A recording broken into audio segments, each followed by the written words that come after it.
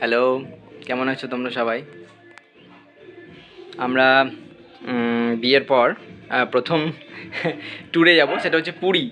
তার জন্য আয়রন হচ্ছে, আর এইদিকে ট্রলিতে প্রায় হয়ে গেছে। আমার এই সাইডে বাঁ দিকে, আখির ডান দিকে এখন বার করা চলছে আলমারি থেকে। দেখা যাক, অনেক দেরি হয়ে গেছে। আমরা দুপুরবেলা আজকে মাথাটা ধরবো, তার জন্য তাড়াতাড়ি গোছগাছ হচ্ছে। এখনো টিফিন রেডি করা হয়নি, সেটাও করতে হবে, তারপরে বেরোবো। চলো একসাথে যাওয়া যাক। আমরা পুরী যাচ্ছি, তো পুরীতে গিয়ে দেখা হবে।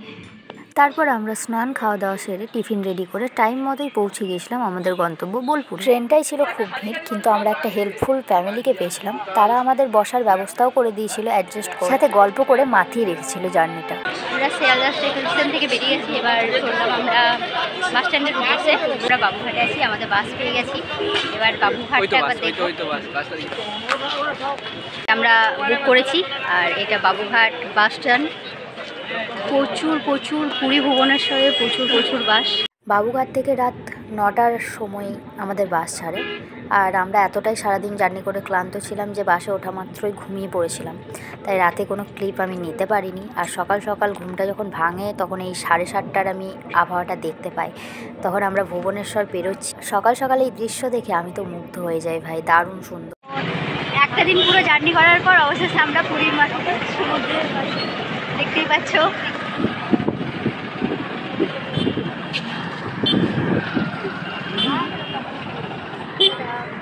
পৌঁছে গেছি, তো আগেই দেখালাম। এখন রয়েছি সি বিচে, স্নান করতে চলে এসেছি। তো প্রচণ্ড ঢেউ, সুন্দর লাগছে। চলো ভিউটা এনজয় করা যাক, দেখতে থাকো। হ্যালো এভরিওয়ান, আমি আঁকি। বিয়ের পর আমরা এখন পুরীতে আছি, ঘুরতে এসেছি। তো আগে থেকেই টুকটাক আপডেট দিয়েছি তোমাদেরকে, কিন্তু আমি সেভাবে কোনো ভিডিও বানাতে পারিনি, ক্লান্ত হয়ে পড়েছিলাম। তো এসে রেস্ট নিয়ে খাওয়া দাওয়া করে দুপুরবেলা একটু ঘুমিয়েছি।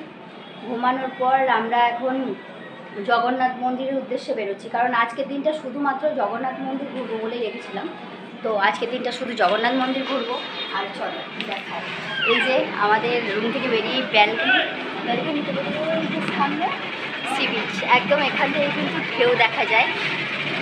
তো এরকম একটা খুব বেশি দূরেও নয়, 50 থেকে 100 মিটার এরকম দূরত্ব আমাদের রুম থেকে সি বিচ।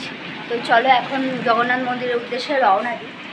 আমরা দুজনেই একেবারে রেডি। এবার ধ্বজা উত্তোলন দেখতে যাব জগন্নাথ মন্দিরে। আগের একবার গিয়ে দুপুরবেলায় দেখে এসেছি, এত ভিড় এন্ট্রি পাওয়া যাচ্ছে না। তো দেখা যাক কীভাবে আমরা ঢুকতে পারি ভিড়ে ঠেলাঠেলি করে। কটার সময় পৌঁছাবো সেটা মনে গ্যারেন্টি নেই, তবে আমার ভাই রিসেন্টলি এসেছিল একটা, তো সে বললো যে যত রাত্রি হবে তত ভালোভাবে নাকি ঘুরতে পারবো। তো ঠিক আছে, তো রাত্রেই ঘোরা যাক, চলো যাওয়া যাক। পুরীর মার্কেট রাস্তা দিয়ে হেঁটে যাচ্ছি আমরা, যেহেতু আমাদের রুম থেকে মন্দিরের দূরত্ব খুব বেশি না, 1/2 কিলোমিটার মতো, তাই আমরা হেঁটেই রওনা দিয়েছি। আর পুরীর মার্কেটের মধ্যে দিয়ে দেখতেই চললাম আমরা। আগেও দেখলাম, এখনও দেখছি যে মার্কেটটা কিন্তু অনেক জমজমাট, সবসময় লোকজনে ভর্তি। রাস্তা মানে গাড়ি বেরোনোর রাস্তায় নেই বললেই চলে। তো দু সাইডে দোকান, বেশ ভালো। বেশ বড় পিকচার রয়েছে, মানে মেনলি মার্কেটটা এখানেই মেন। সি বিচে যেটা আছে এখানেই মেন, তাই তো? তো এখান থেকে মোটামুটি বাজার করছে সবাই, মন্দিরের মার্কেট আর কি অ্যাকচুয়ালি বলে, মন্দির মার্কেট। এই দিকটা মন্দিরের মার্কেট, সি বিচেও মার্কেট আছে। তো ভালোই লাগছে দেখতে, মার্কেটটা বেশ ভালো, বড় সড়ো, অনেকটা রাস্তা। আমরা এখন গজার মার্কেটে পেরিয়ে গেলাম দোকানগুলো। তো বিভিন্ন রকমের গজা, বিভিন্ন দামগুলো দেখতে বেশ ভালো লাগছে। পরে হয়তো দেখতে পাবে তোমরা, ভিডিওতে দেখাবো। এবার চলে এসেছি আমরা মেন মন্দিরের সামনে। এখানে ঢুকে তারপরে দেখা যাক মন্দির। জয় জগন্নাথ, জয় জগন্নাথ। তো বাহ, সুন্দর লাগছে, চারপাশটা বেশ সুন্দর। এবার এই গেটে প্রবেশ করবো আমরা। তো কোথাও বিয়ে আছে একটা এখানে, আগে দুপুরবেলায় দেখলাম যে একটা বিয়ের বারাত যাচ্ছিল। তো ওই জন্য মেন ধ্বজা উঠছে। আমরা মন্দিরে পৌঁছে জানলাম যে ধ্বজা উত্তোলনটা নাকি আগেই হয়ে গেছে। আমাদেরকে হোটেলে বলেছিল যে সন্ধ্যা 7টার পর হয় ধ্বজা উত্তোলন, তো আগে হয়ে গেছে। তো নেক্সট দিন ট্রাই করব বিকাল বিকাল এসে দেখার। তো আজকে একটু মন্দির চত্বরটাই ঘুরে দেখি, কিন্তু এসে দেখছি যে দুপুরের থেকে আরও বেশি ভিড়। লোকগুলোকে দেখা একবার, মানুষের মেলা মনে হচ্ছে আমাদের বোলপুরের পৌষ মেলার মতো ভিড় একটা কথা বলি, একেবারে। তোমরা যারা আসবে তারা লাইন দিয়ে ঢুকতে পারো, কিন্তু 3-4 ঘন্টা লেগে যাবে লাইনে। আবার তোমরা পান্ডারের থ্রুতে যেতে পারো, তো একটু বার্গেনিং করলে ওরা 200 টাকা করে পার হেড বলবে, কিন্তু বার্গেনিং করলে 100-150 টাকায় তোমরা ফাঁকায় ঢুকতে পারবে। হ্যাঁ, কিন্তু আমরা আর যদি সেদিকে তোমরা যাচ্ছি না টাকা না একদমই। দিয়ে মন্দির দর্শন করতে যাও তাহলে লাইন দাঁড়াতে হবে, সেটা 3-4 ঘন্টার ব্যাপার। তো দেখা যাক আমরা এখন কিভাবে ঢুকবো।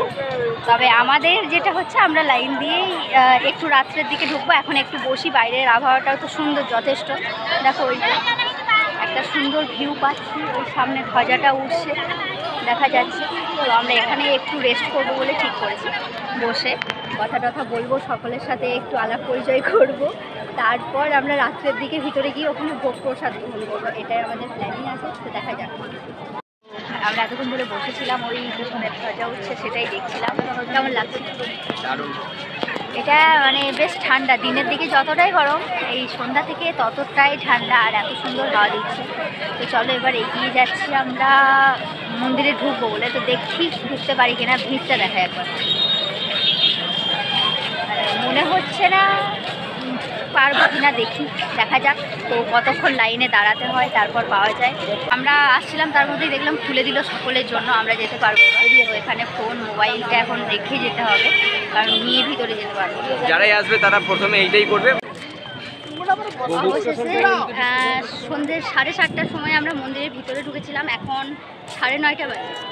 মানে বহু মারামারি, এই জামা ছেঁড়াছিড়ি হয়ে গেল, মারামারি ঝগড়া ঝামেলা সবকিছু করে অবশেষে জগন্নাথ দেবের দর্শন পেয়েছি। মানে একটাই কথাই বলতে চাই যে তোমরা যখন পুরী আসবে, তো পুরীতে যদি মানে ঠিকভাবে ঠাকুরটা অন্তত দর্শন করতে যাও, তাহলে 9টার পর, 9টা 9:30টার পর এখন একদম ফাঁকা, গিয়ে যে কেউ দাঁড়িয়ে থাকতে পারে। কিন্তু যদি তার আগে, দিনে তো মানে কোনো চান্সই নেই, তার আগে যদি কেউ দেখতে চাও মানে সেই মানে ওখানে হাফ ডেট হয়ে যাবে।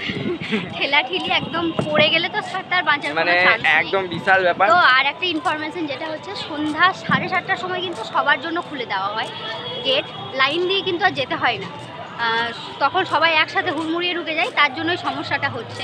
তো তোমরা সব থেকে ভালো সময় হচ্ছে রাত 9টার পর। 9টার পর এলে একদম আরামসে সুন্দরভাবে জগন্নাথ দেবের কিন্তু দর্শন করা যাবে। তো এখন আমরা হেঁটে হেঁটে রুমের দিকে চললাম, কিছু খাওয়া দাওয়া করবো। 10:30টার মধ্যে রুমে ঢুকতে হবে।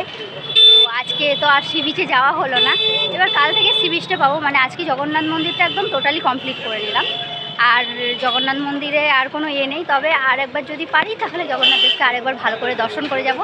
তবে এবার এলে রাত 9:30টার পরই আসবো।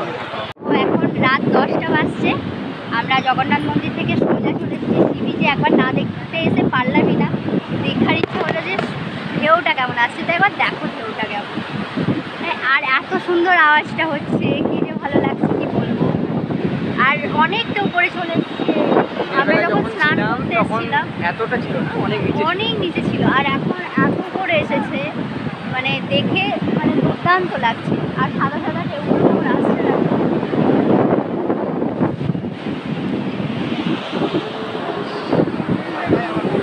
আরে কি দারুণ।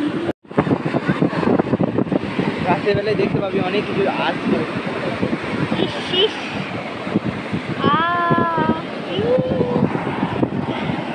একেবারে পায়ের কাছে চলে আসছে।